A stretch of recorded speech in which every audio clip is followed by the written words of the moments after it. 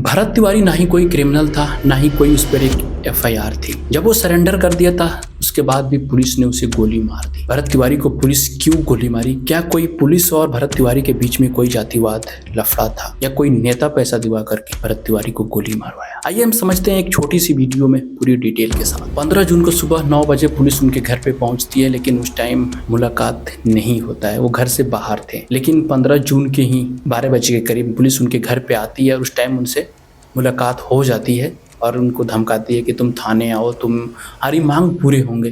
लेकिन भरत तिवारी ने कुछ कारण से नहीं गए थाने।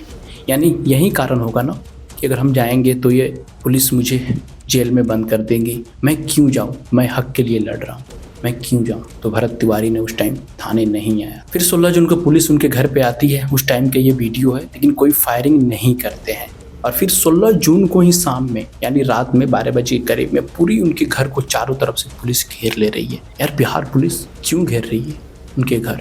वो हक के लिए लड़ रहा है ना। क्या कोई किसी पे गोली चलाया है? नहीं चलाया है, वो हक के लिए लड़ रहा था। पुलिस इसलिए घेर ली है कि उस घर में एक आतंकवादी है। अरे पूरी देश में आतंकवादी घूम रहा है, लेकिन उसके आगे आपकी सर झुक जाती है।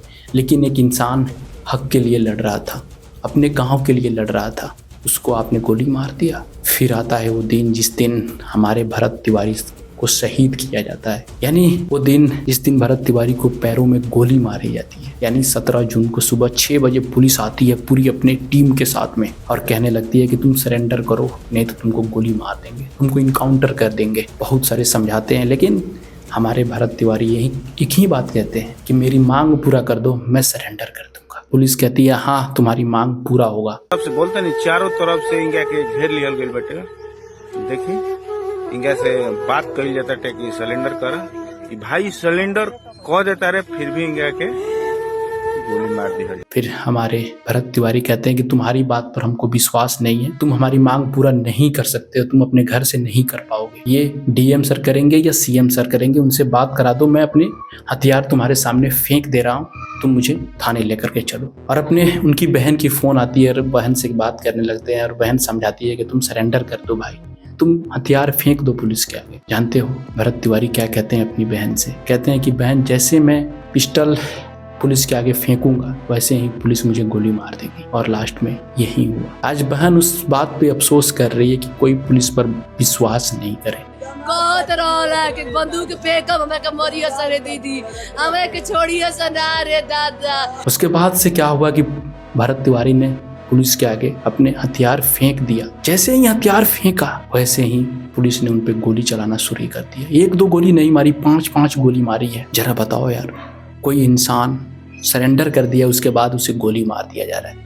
दम था तो उसके हाथ में पिस्टल थी, तब गोली मारते, तब न पता चलता कौन शेर है। हाँ वो मर जाता, लेकिन 5-6 को मार के ही मरता। जब वो छोड़ दिया पिस्टल, अपने हाथ से फेंक दिया, उसके बाद से क्या जरूरत थी आपको गोली मारने की? फिर 5-6 गोली मारती है पुलिस। उसके बाद में पास के हॉस्पिटल में लेकर के जाती है उनको, वहां से रेफर किया जाता है PMCH पटना। और वहां जाते जाते हमारे भरत तिवारी अपने गाँव के लिए शहीद हो जाते हैं, अपने हक के लिए शहीद हो जाते हैं। क्या यही है आपकी वो सच्चाई कि जो इंसान आप पे विश्वास करे उसको आप गोली मार दें? उसके बाद में सुनिए हमारे CM सम्राट चौधरी की ये भाषण क्या बोल रहे हैं। यदि हमारे पुलिस को चैलेंज करता है, अब कल एक मैंने देखा वीडियो, मैं अभी सवेरे से चिंतित था कि मेरे ही पुलिस वाले को कोई हथियार दिखा रहा है और पुलिस कार्रवाई नहीं कर रहा है।